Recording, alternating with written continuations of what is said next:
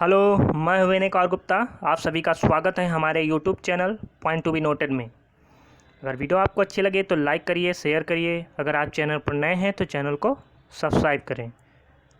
Video का अगला notification प्राप्त करने के लिए बेल आइकन को ज़रूर दबाएं। वीडियो को पूरा एंड तक देखें। आज हम सीटेट 2019 में आए हुए जो मनोविज्ञान से संबंधित पेडागोजी क्वेश्चन आए थे उस पर आज हम चर्चा करेंगे, जो एग्ज़ाम की दृष्टि से काफ़ी महत्वपूर्ण होंगे समझने के लिए कि किस प्रकार जो है सीटेट में क्वेश्चन आते हैं। बस आपको समझ के करना होता है। तो चलिए शुरू करते हैं। पहला क्वेश्चन है, संरचनात्मक दृष्टिकोण के अनुसार अधिगम क्या है? जानकारी के अर्जन की प्रक्रिया, अनुभव के परिणाम के रूप में व्यवहार में एक परिवर्तन होने की प्रक्रिया, एक सक्रिय एवं सामाजिक प्रक्रिया, एक निष्क्रिय एवं व्यक्तिपरक प्रक्रिया है। तो विचार कीजिए कि संरचनात्मक दृष्टिकोण के अनुसार अधिगम क्या है। तो इसका सही आंसर होगा ऑप्शन सी, एक सक्रिय एवं सामाजिक प्रक्रिया है। क्योंकि अगर हम संरचनात्मक दृष्टिकोण के अनुसार देखेंगे तो अधिगम जो है एक सक्रिय एवं सामाजिक प्रक्रिया है। मतलब कि जो बालक होता है अगर वो सक्रिय होगा और समाज के साथ अंतःक्रिया करेगा तो उसका अधिगम जो होगा वो अस्थायी होगा और उसमें जो है रचनात्मक गुण विकसित होंगे। तो जो संरचनात्मक दृष्टिकोण है तो बच्चे में क्या होना चाहिए? रचनात्मक गुण होना चाहिए, और रचनात्मक गुण आने के लिए क्या होना चाहिए? वो सक्रिय होना पड़ता है। सक्रिय होगा और समाज के साथ अंतःक्रिया करेगा। तो इसीलिए संरचनात्मक दृष्टिकोण से अधिगम जो है सक्रिय और सामाजिक प्रक्रिया है। तो सही ऑप्शन इसका होगा एक सक्रिय और सामाजिक प्रक्रिया है। अगला है, बच्चों की गलतियाँ अधिगम का एक भाग हैं, उनके विचारों में एक अंतर्दृष्टि देती है। शिक्षण अधिगम प्रक्रिया में महत्वहीन है, प्रदर्शित करती है कि बच्चे कितने लापरवाह हैं। बार बार अभ्यास करने के लिए कहकर तुरंत सुधार देना चाहिए। तो बच्चों की गलतियाँ क्या है? विचार कीजिए, सही ऑप्शन क्या होगा इसका? तो इसका सही ऑप्शन होगा ऑप्शन ए, अधिगम का एक भाग है। तो बच्चों की जो गलतियाँ होती हैं वो अधिगम का एक भाग होती हैं। मतलब बच्चे कोई चीज़ सीखते हैं तो सीखने से क्या होता है, उनमें कुछ गलतियाँ होती रहती हैं और वो गलतियाँ धीरे धीरे क्या होती हैं, ख़त्म हो जाती हैं और उस चीज़ को अच्छे तरीके से सीख जाते हैं। तो अधिगम का एक भाग होता है गलतियाँ। बिना गलतियों के बच्चे जो है सीख नहीं सकते हैं। जब वो शुरुआत करते हैं सीखना तो कुछ ना कुछ गलतियाँ करते हैं। तो ये भी अधिगम का एक भाग है और वो गलतियों से वो विचार करते हैं कि अब हमें ऐसा नहीं करना है, ऐसे करने से ये गलत हो सकता है। तो धीरे धीरे उनमें विचारों में एक अंतर्दृष्टि भी देती है गलतियाँ उनकी। तो हमारा सही और सटीक आंसर है कि बच्चों की गलतियाँ अधिगम का एक भाग है और उनके विचारों में एक अंतर्दृष्टि देती है। वह विधियाँ जिनके प्रयोग में विद्यार्थियों की स्वपहल प्रयास शामिल है, किसका उदाहरण है? अधिगमकर्ता केंद्रित विधि का, परंपरागत विधि का, अंतर्वैयक्तिक बुद्धि का, निगमनात्मक विधि का। इसका सही ऑप्शन क्या होगा? इसका सही ऑप्शन होगा ऑप्शन ए, अधिगमकर्ता केंद्रित विधि। मतलब बालक केंद्रित विधि मान सकते हैं। अधिगमकर्ता मतलब सीखने वाला जो होता है उसको केंद्र मानकर अगर विद्यार्थियों को शिक्षा दी जाती है तो वो सफल जल्दी होते हैं। क्योंकि बालक को केंद्रित मानकर दिया जाएगा का मतलब होता है कि बालक स्वयं प्रयास करे, स्वयं पहल करे। तो बालक या विद्यार्थी स्वयं अगर प्रयास करेगा कुछ सीखने के लिए तो उसमें जो वो सीखेगा वो अस्थायी रूप से उसके माइंड में बैठ जाएगा। तो इसलिए ये विधि जो है सबसे महत्वपूर्ण विधि है, अधिगमकर्ता केंद्रित विधि। अगला है, जब शिक्षक को विद्यार्थियों एवं उनकी योग्यताओं के बारे में सकारात्मक विश्वास होता है तब विद्यार्थी का उत्साह भंग हो जाता है, तब वे दबाव में आ जाते हैं, किसी भी रूप में प्रभावित नहीं होते हैं, सीखने के लिए उत्सुक और प्रेरित रहते हैं, निश्चित हो जाते हैं तथा सीखने के लिए किसी भी तरह का प्रयास करना बंद कर देते हैं। शिक्षक को ये पता हो जाता है उनकी विद्यार्थियों की योग्यताओं का सकारात्मक विश्वास होता है उन्हें, तब विद्यार्थी क्या सोचेंगे। तो इसका सही आंसर क्या होगा? इसका सही और सटीक आंसर होगा ऑप्शन सी, सीखने के लिए उत्सुक एवं प्रेरित रहते हैं। क्योंकि विद्यार्थियों को जब ये पता लग जाता है कि हमारे जो शिक्षक हैं वो उन्हें जो हमारी योग्यताओं पर विश्वास है, सकारात्मक विश्वास है, तो विद्यार्थी और उत्सुक हो जाता है सीखने के लिए और प्रेरित भी रहता है उनसे। तो इसका सही और सटीक आंसर यही होगा ऑप्शन सी, सीखने के लिए उत्सुक एवं प्रेरित रहता है। तो ये ऑप्शन गलत कि उत्साह भंग हो जाता है, दबाव में आ जाते हैं, ये भी गलत, किसी रूप में प्रभावित नहीं होते, और ये भी गलत। तो सही आंसर होगा ऑप्शन सी। अगला है मूल्यांकन को केवल नंबरों के संदर्भ में करना चाहिए, वस्तुनिष्ठ प्रकार के लिखित कार्यों पर आधारित होना चाहिए, एक अलग गतिविधि के रूप में लेना चाहिए, शिक्षक अधिगम प्रक्रिया का एक भाग होना चाहिए। तो सही आंसर क्या होगा कि मूल्यांकन को कैसा होना चाहिए? पहला ऑप्शन है केवल नंबरों के संदर्भ में होना चाहिए, बिल्कुल गलत। वस्तुनिष्ठ प्रकार के लिखित कार्यों पर आधारित होना चाहिए मूल्यांकन, ये भी गलत है। एक अलग गतिविधि के रूप में लेना चाहिए, ये भी गलत है। शिक्षण अधिगम प्रक्रिया का एक भाग होना चाहिए। तो ये सही और सटीक आंसर है कि मूल्यांकन जो होना चाहिए केवल नंबरों पर आधारित नहीं होना चाहिए, ना कि केवल लिखित कार्यों पर आधारित होता। मूल्यांकन का मतलब होता है कि हमने जो है बच्चों को जो शिक्षा दिया है किस उद्देश्य से दिया, क्या वो उद्देश्य जो है पूरा हुआ कि नहीं। जब हमने जिस उद्देश्य से बालक को शिक्षा दिया क्या वो उद्देश्य पूरा हुआ कि नहीं, उसको जांचने के लिए मूल्यांकन किया जाता है, ना कि केवल नंबरों के लिए। तो सही इसका आंसर क्या होगा? ऑप्शन डी, शिक्षक अधिगम प्रक्रिया का एक भाग होना चाहिए मूल्यांकन। आई होप आपको समझ में आ गया होगा कि मूल्यांकन क्या होता है, क्या होना चाहिए मूल्यांकन।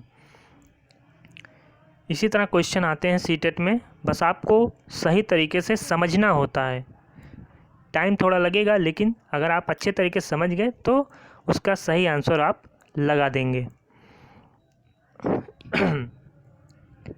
एक शिक्षक बच्चों को प्रभावी रूप से समस्या का समाधान करने में सक्षम बनाने के लिए किस तरह से प्रोत्साहित कर सकता है? एक शिक्षक बच्चों को प्रभावी रूप से समस्या का समाधान करने में सक्षम बनने के लिए किस तरह प्रोत्साहित कर सकता है? तो पाठ्यपुस्तक में दी गई सूचनाओं के कंठस्थीकरण करने पर बल देकर, बच्चों को समस्या के बारे में सहानुभूति, अनुमान लगाने और बहुविकल्पों को देखने के लिए प्रोत्साहित करके, पाठ्यपुस्तक के सभी प्रश्नों के व्यवस्थित तरीके से समाधान लिखकर, पाठ्यपुस्तक के एक ही प्रकार के प्रश्नों के उत्तर के अभ्यास के लिए उन्हें पर्याप्त मात्रा में अवसर प्रदान करके। तो विचार कीजिए क्या होगा इसका सटीक आंसर।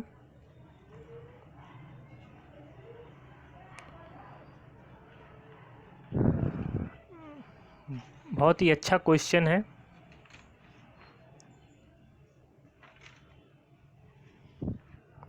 तो इसका सही आंसर होगा, पहले हम ऑप्शन ए देखते हैं, पाठ्यपुस्तक में दी गई सूचना को कंठस्थीकरण करके। तो कोई भी तथ्य जो है उनको इस तरह नहीं देना है कि आप इसको याद करिए, कंठस्थ करिए, इस तरह उनके समस्या का समाधान नहीं करवा सकते। तो पाठ्यपुस्तक में दी गई सूचनाओं को कंठस्थीकरण करने पर बल देकर, ये बिल्कुल गलत है।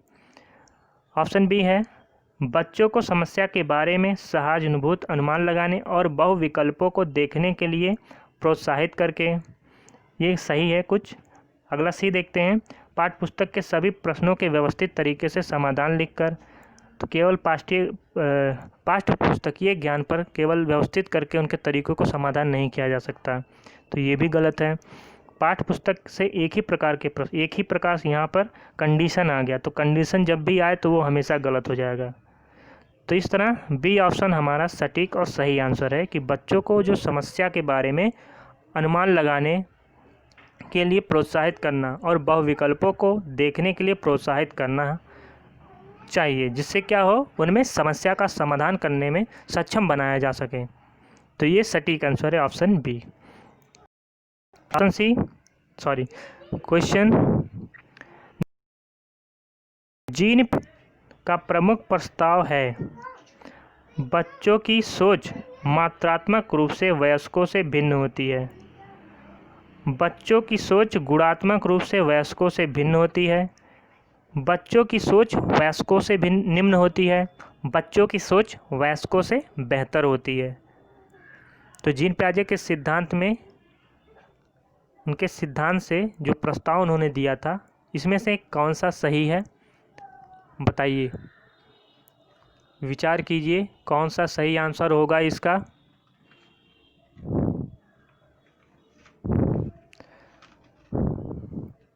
तो इसका सही आंसर होगा ऑप्शन बी, बच्चों की सोच गुणात्मक रूप से वयस्कों से भिन्न होती है। तो ये चीज़ आपको याद रखना है। जीन पियाजे के सिद्धांत में प्रस्ताव दिया गया ऐसा कि बच्चों की जो सोच होती है गुणात्मक रूप से वयस्कों से भिन्न होती है, ना कि मात्रात्मक रूप से, गुणात्मक रूप से भिन्न होती है। तो इसका सही आंसर होगा बच्चों की सोच गुणात्मक रूप से वयस्कों से भिन्न होती है।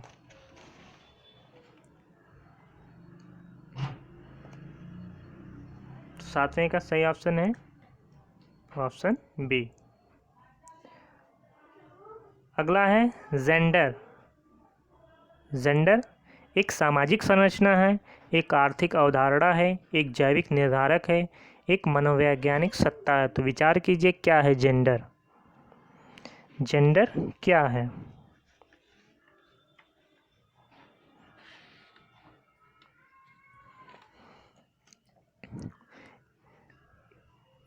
एक सामाजिक संरचना है। क्या है जेंडर? एक सामाजिक संरचना है, क्योंकि जेंडर जो लिंग होता है वो समाज के द्वारा बनाया गया हुआ है। तो इसका सही आंसर यही होगा।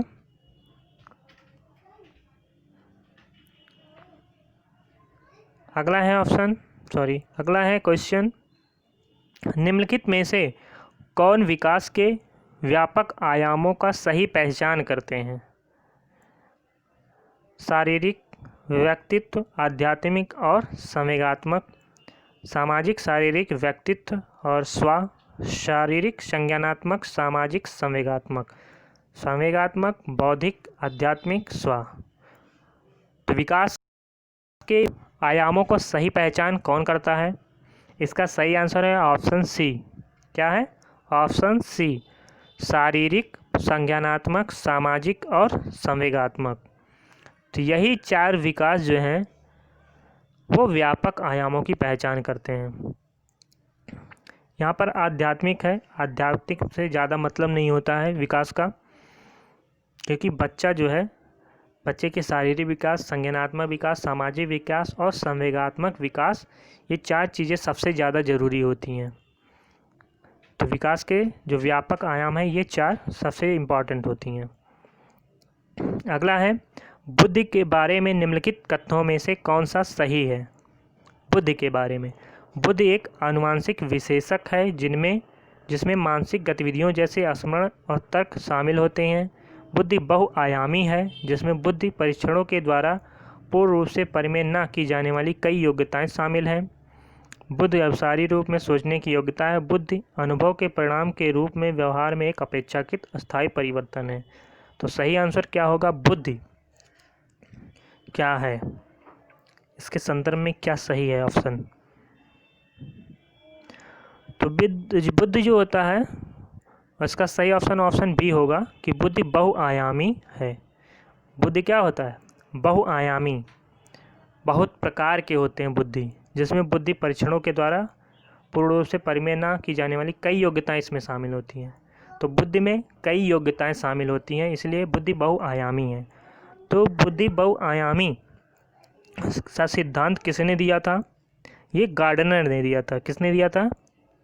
होवर्ड गार्डनर ने। उन्हीं ने बताया था कि बुद्धि जो है बहुआयामी है, बहुत प्रकार की योग्यताएं इसमें होती हैं। गार्डनर ने लगभग 9 प्रकार की बुद्धि का वर्णन किया था। हमने ये पढ़ा चुका है, बहुत पहले पढ़ाया था हमने, ये 2 हफ्ते हो गए लगभग पढ़ाए हुए। तो बहुआयामी इसका सही सटीक आंसर होगा, बुद्धि बहुआयामी, ऑप्शन बी इसका सही होगा। अगला है, निम्नलिखित में कौन प्राथमिक सामाजिकरण का माध्यम है? प्राथमिक सामाजिकरण का माध्यम क्या है? सरकार, मीडिया, परिवार, विद्यालय। सिंपल है। प्राथमिक समाजीकरण का माध्यम बच्चों के लिए परिवार ही होता है, तो ऑप्शन सी इसका सही होगा। इसमें कोई सोचना नहीं है कि बच्चा जो है पहले परिवार से ही सब कुछ सीखता है, घुलता है, मिलता है, अपने परिवेश से मिलता जुलता है, तो परिवार ही इसका जो है प्राथमिक समाजीकरण का माध्यम है। अगला है, लेव वाइगोत्स्की के अनुसार अधिगम क्या है? इसके अनुसार, लेव वाइगोत्स्की के अनुसार एक निष्क्रिय गतिविधि है, अनुबंधित गतिविधि है, सामाजिक गतिविधि है, व्यक्तिगत गतिविधि है। सही होगा। अगर लेव वाइगोत्स्की के सिद्धांत के बारे में आप कुछ जानते होंगे तो निश्चित रूप से इसका सही आंसर आप लगा लेंगे।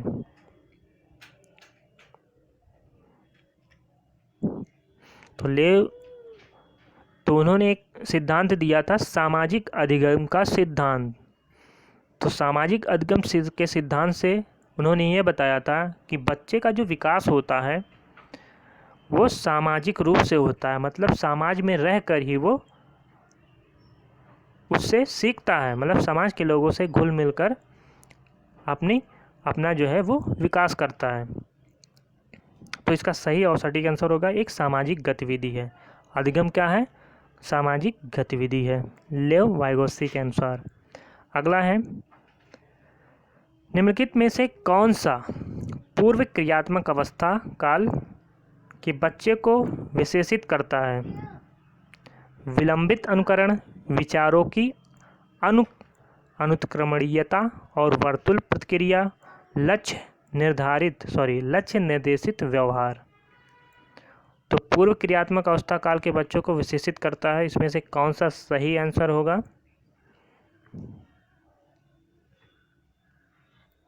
विचारों की अनुक्रमणीयता, ये है इसका सही आंसर।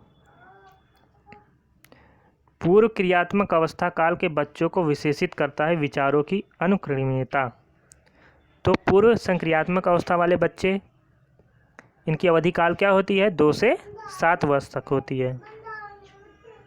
बालकों में क्या होता है? इसमें परिवेश की वस्तुओं को पहचानने लगते हैं, उसमें अंतर समझने लगते हैं, तो उनमें क्या आता है? इसकी वजह से विचारों की अनुक्रमणीयता आती है, मतलब अपने परिवेश को पहचानने लगते हैं, उसको समझने लगते हैं।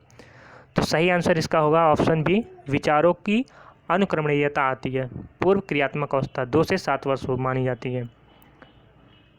तो ये जीन पियाजे का है। जीन पियाजे ने 4 अवस्थाएं बताई थी, इंद्रिय गामक अवस्था, पूर्व संक्रियात्मक, फिर पूर्व संक्रियात्मक के बाद मूर्त संक्रियात्मक, फिर अमूर्त या, तो 4 उन्होंने बताया था। आप याद रखिए, जीन पियाजे ने 4 अवस्थाएं बताई थी। अगला है, बच्चों और उनके अधिगम के संदर्भ में निम्नलिखित कथनों में से कौन सा सही है? बच्चों की सामाजिक आर्थिक पृष्ठभूमि की प्रेरणा एवं अधिगम सक्षमता को निर्धारित व सीमित करती है। बच्चों को अधिगम हेतु प्रेरित करने के लिए उन्हें पुरस्कृत एवं दंडित करना होता है। सभी बच्चे सीखने के लिए स्वाभाविक रूप से प्रेरित होते हैं और सीखने में सक्षम हैं। बच्चों को सीखने के लिए प्रेरणा और सीखने के लिए उनकी सक्षमता केवल आनुवंशिकता के द्वारा पूर्व निर्धारित है। तो सही आंसर क्या होगा?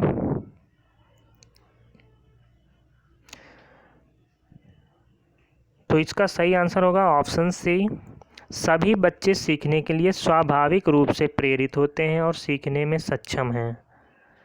तो प्रत्येक बच्चा जो है अपने आप में उसमें इतनी योग्यता होती है, वो खुद से सीख सकता है, उसमें सीखने के लिए योग्यताएं होती हैं, बस उसको क्या है, प्रेरित करना होता है। तो इसका सही और सटीक आंसर होगा कि सभी बच्चे सीखने के लिए स्वाभाविक रूप से प्रेरित होते हैं, सीखने में सक्षम हैं। अगला है,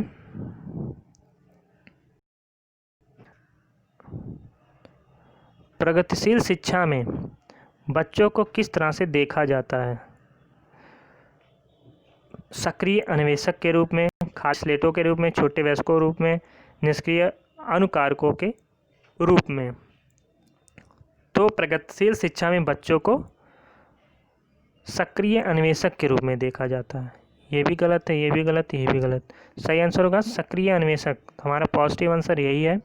सक्रिय अन्वेषक मतलब सक्रिय रहकर खोजी प्रवृत्ति के जो बच्चे होते हैं उनके लिए प्रगतिशील शिक्षा आवश्यक होती है। तो प्रगतिशील शिक्षा में बच्चों को सक्रिय होना होता है, सक्रिय होकर उनमें खोजी प्रवृत्ति लाना होता है प्रगति शिक्षा में। अगला है, नीचे लिखी हुई स्थिति किस सिद्धांत को दर्शाती है? जो विद्यार्थी अच्छा प्रदर्शन नहीं कर पाते, यहाँ पर प्रदर्शन होगा, नहीं कर पाते, वे महसूस करते हैं कि वे पर्याप्त रूप से अच्छे नहीं हैं और प्रयास के कार्य को आसानी से छोड़ देने की संभावना होती है। तो यहाँ क्या कह रहा है कि जो विद्यार्थी अच्छा प्रदर्शन नहीं कर पाते तो वे करते हैं कि पर्याप्त रूप से अच्छे नहीं हैं, हतोत्साहित महसूस करते हैं, तब उनमें बिना प्रयास के कार्य को आसानी से छोड़ देने की संभावना है। ये क्या प्रदर्शित कर रहा है? आनुवंशिकता और पर्यावरण अलग नहीं है, आनुवंशिकता एवं पर्यावरण संबंधित नहीं है, संज्ञान एवं संवेग संबंधित नहीं है। एक ऑप्शन जो है यहाँ पे छूट गया था, तो यहाँ पर होगा क्या है? हाँ, एक ऑप्शन होगा संवेग एवं संज्ञान एवं संवेग जो है अलग नहीं है।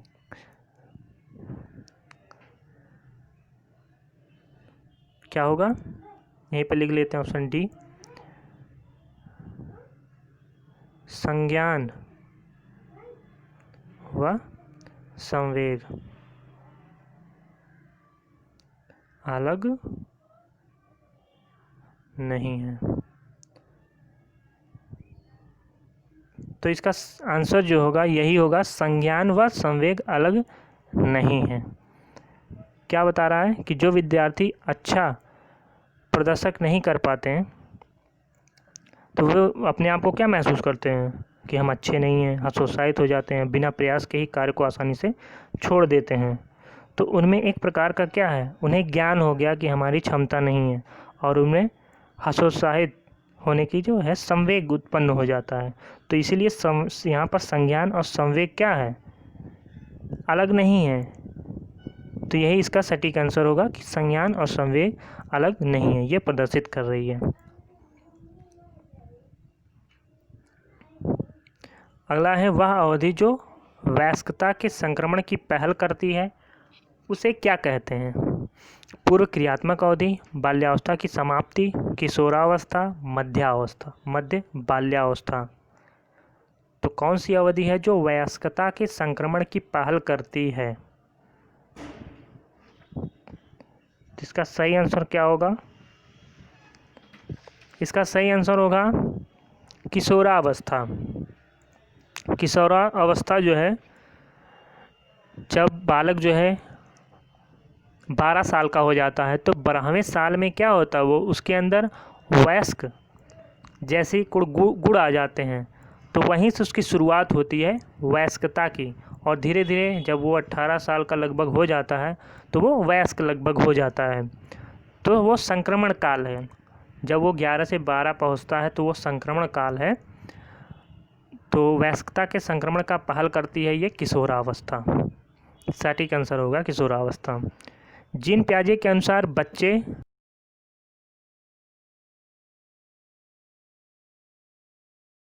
को नियंत्रण के द्वारा एक विशेष तरीके से व्यवहार करने के लिए अनुबंधित किया जा सकता है। दूसरा है, को पुरस्कार एवं दंड के सिद्धांतों का प्रयोग करते हुए विशिष्ट तरीके से व्यवहार करना सिखाया जा सकता है।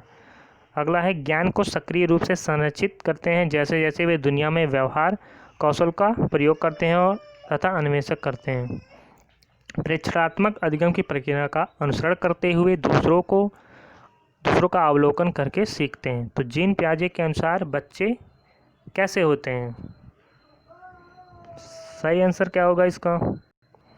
इसका ऑप्शन सी सटीक आंसर है कि ज्ञान को सक्रिय रूप से संरचित करते हैं। तो जीन पियाजे ने क्या बताया कि बच्चे ज्ञान को सक्रिय रूप से संरचित करते हैं जैसे जैसे वे दुनिया में व्यवहार कौशल का प्रयोग करते हैं तथा अन्वेषण करते हैं। तो बच्चे क्या होते हैं? खोजी प्रवृत्ति के होते हैं। वो जैसे ही समाज के लोगों से मिलते हैं जुलते हैं, उनके व्यवहार कौशल को देखते हैं, उनका प्रयोग करते हैं, तो उससे उनमें ज्ञान जो है बढ़ता है, ज्ञान सक्रिय रूप से संरचित होता है बच्चों में। अगला है चालक विकास की दर में व्यक्तिगत विविधताएं होती हैं, फिर भी चालक विकास का क्रम डैश से डैश तक है। ऑप्शन है अपरिष्कृत स्थूल चालक विकास, परिष्कृत मतलब होता है सूक्ष्म चालक विकास, बी है परिष्कृत मतलब सूक्ष्म चालक विकास, अपरिष्कृत मतलब स्थूल चालक विकास, शीर्षगामी अधोगामी, अधोगामी शीर्षगामी। तो चालक विकास की दर में व्यक्तिगत विविधताएं होती हैं, फिर भी चालक विकास का क्रम क्या होता है, स्थूल चालक विकास से सूक्ष्म चालक विकास तक होता है। पहले स्थूल चालक विकास होगा, फिर सूक्ष्म चालक विकास होगा। तो ये चालक विकास की दर में व्यक्तिगत विविधताएं होती हैं, फिर भी चालक विकास का क्रम यही होता है, स्थूल चालक विकास से सूक्ष्म चालक विकास। खिलौने, पहनावे की वस्तुएं, घरेलू सामग्रियां, व्यवसाय एवं रंगों को विशिष्ट लिंग के साथ संबंधित करना क्या प्रदर्शित करता है, जेंडर सिद्धांत, जेंडर प्रासंगिकता, विकसित जेंडर पहचान, जेंडर रूढ़िवादिता। तो ये क्या प्रदर्शित कर रहा है, ये जेंडर रूढ़िवादिता को प्रदर्शित कर रहा है कि जो खिलौने हैं, खिलौने में भी उनमें ये पहचान किया जाता है कि ये खिलौना जो है पुरुष मतलब बालक के लिए है, ये बालिका के लिए है, ये पहनावा बालक का है, बालिका के लिए है। घरेलू कुछ सामग्रियाँ होती हैं, कुछ व्यवसाय होते हैं जो लड़के करते हैं लड़कियां नहीं कर सकती, कुछ रंग होते हैं जो लड़के करते हैं लड़कियां नहीं करती हैं। तो इससे क्या होता है, लिंग यहाँ पर कहीं किसी न किसी रूप में लिंग भेद को प्रदर्शित कर रहा है, तो इसीलिए ये जेंडर रूढ़िवादिता को प्रदर्शित कर रहा है। तो इसका सही आंसर होगा जेंडर रूढ़िवादिता।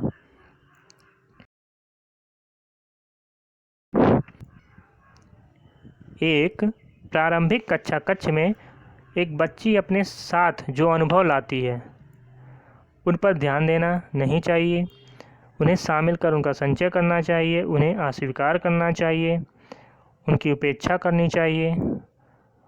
तो सही आंसर क्या होगा इसका कि एक बच्ची जो प्रारंभिक कक्षा में अपना अनुभव लेके आती है, जो पहली बार स्कूल आती है, तो उसके अंदर भी कुछ ना कुछ वो अनुभव रहते हैं। जब वो अपने परिवार में रह रही होती है तो वहाँ से कुछ अनुभव लाती है।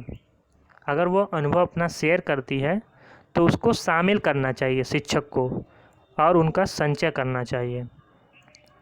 मतलब ना उसको डांटना चाहिए, ना उनके विचारों को त्यागना चाहिए।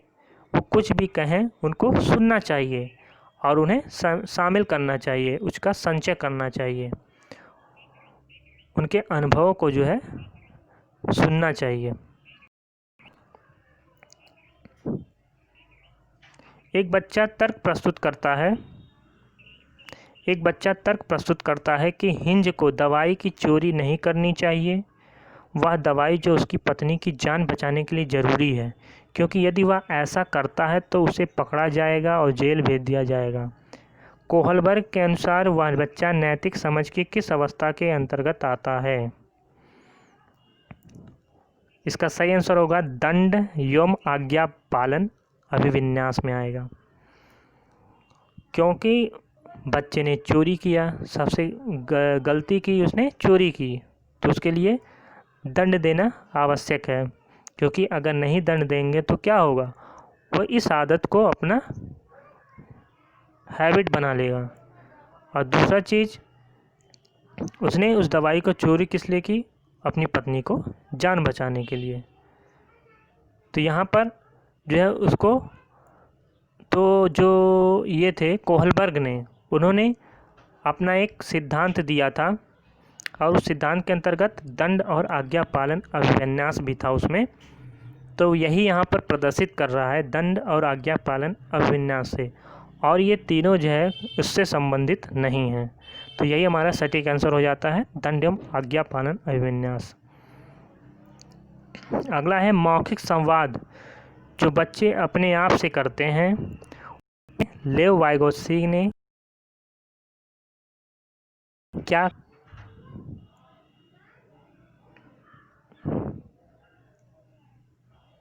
पहला है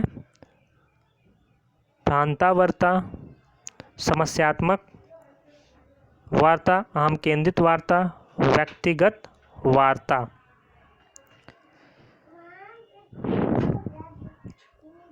तो इसका सही आंसर है व्यक्तिगत वार्ता। व्यक्तिगत वार्ता किसने कहा था? लेव वाइगोत्स्की ने क्या कहा था कि बच्चे जो अपने आप से बात करते हैं, जब मौखिक संवाद करते हैं अपने आप से बच्चे, तो उसको लेव वाइगोत्स्की ने क्या कहा है? व्यक्तिगत वार्ता कहा है। लेकिन यही चीज़ जो है जीन प्याजे ने क्या कहा है? अहम केंद्रित वार्ता। तो यहाँ पर ऑप्शन डी सही होगा, व्यक्तिगत वार्ता। लेकिन अगर जीन प्याजे की बात करें तो उन्होंने बच्चे जो अपने आप से बात करते हैं, जो अपने आप से बड़बड़ाते हैं, मौखिक संवाद करते हैं, तो उसको जीन प्याजे ने क्या कहा है?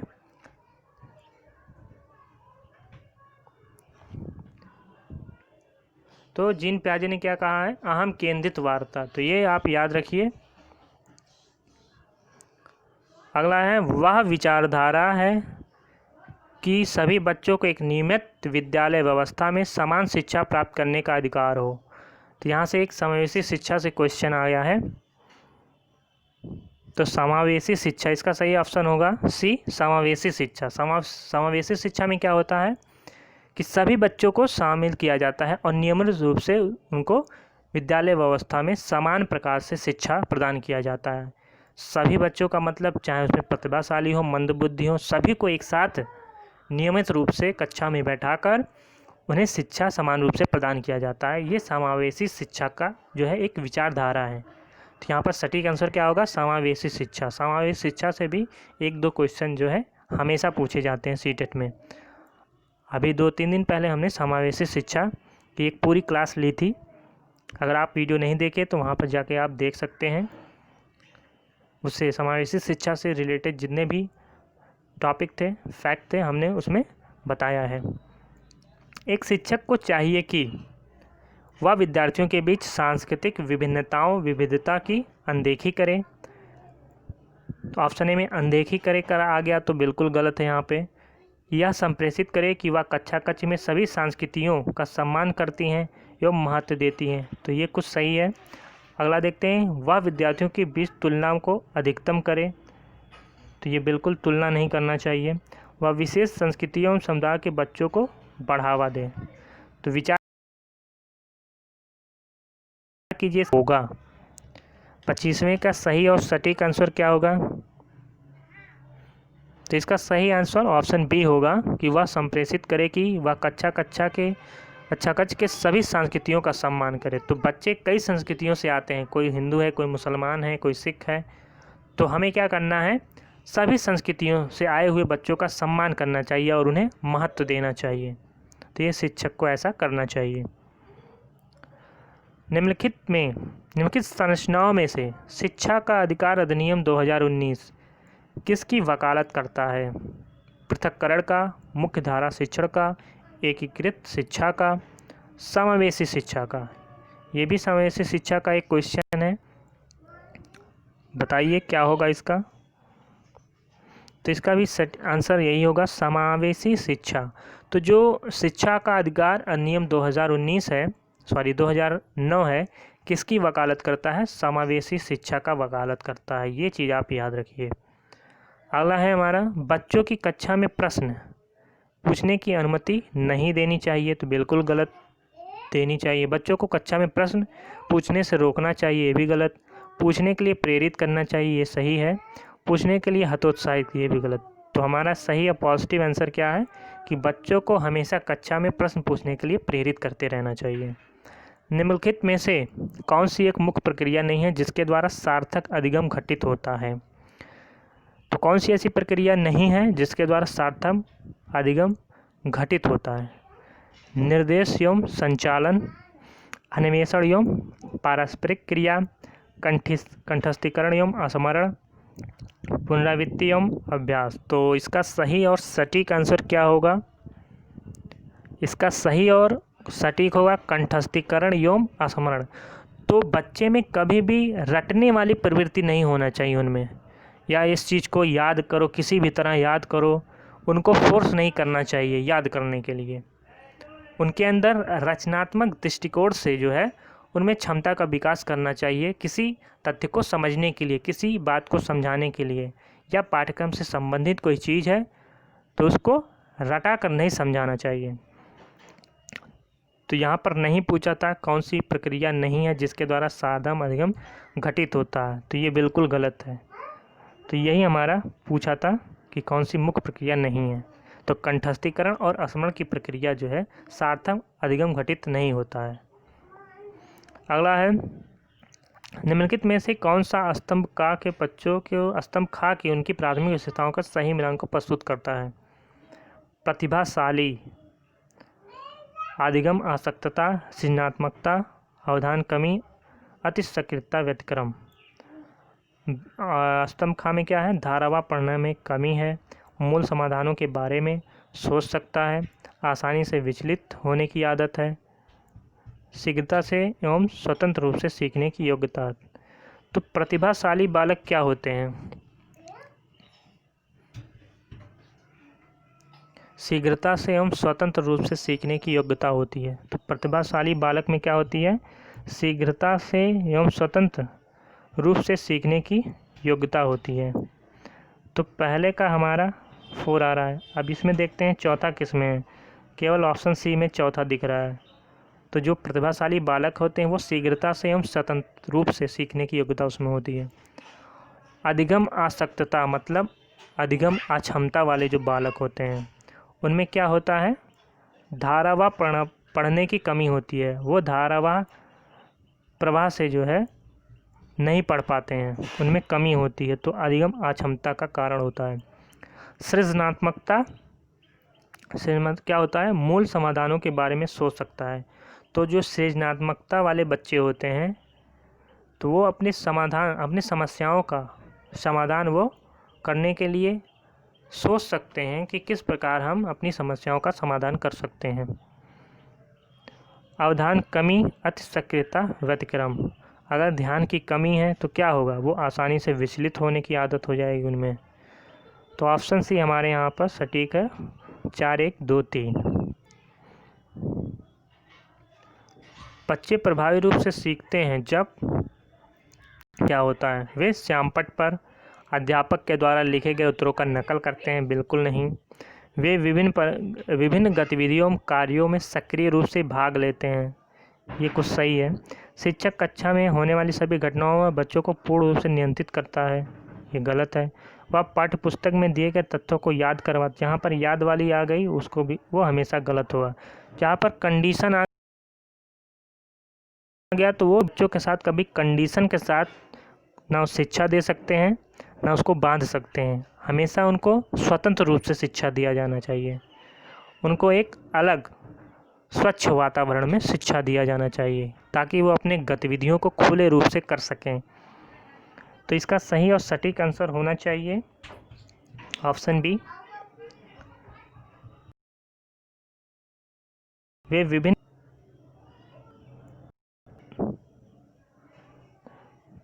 तो सही ऑप्शन 30 का क्या होगा?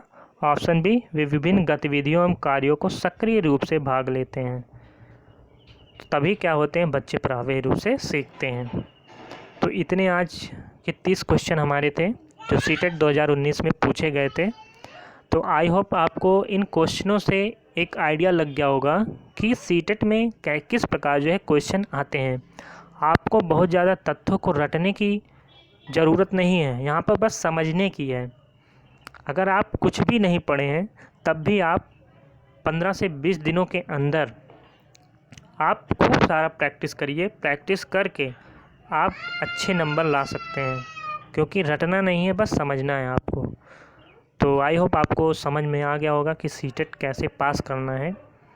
तो आप पढ़ते रहिए, तैयारी करते रहिए, जितना हो सके आप क्वेश्चन सॉल्व करते रहिए, क्योंकि उससे मदद मिलेगी आपको उस क्वेश्चन को समझने में। तो यहीं पे ख़त्म होता है हमारा। अगर वीडियो आपको अच्छी लगी तो लाइक करिए, शेयर करिए। अगर आप चैनल पर नए हैं तो चैनल को सब्सक्राइब करें। वीडियो का अगला नोटिफिकेशन प्राप्त करने के लिए बेल आइकन को ज़रूर दबाएं। तब तक के लिए धन्यवाद।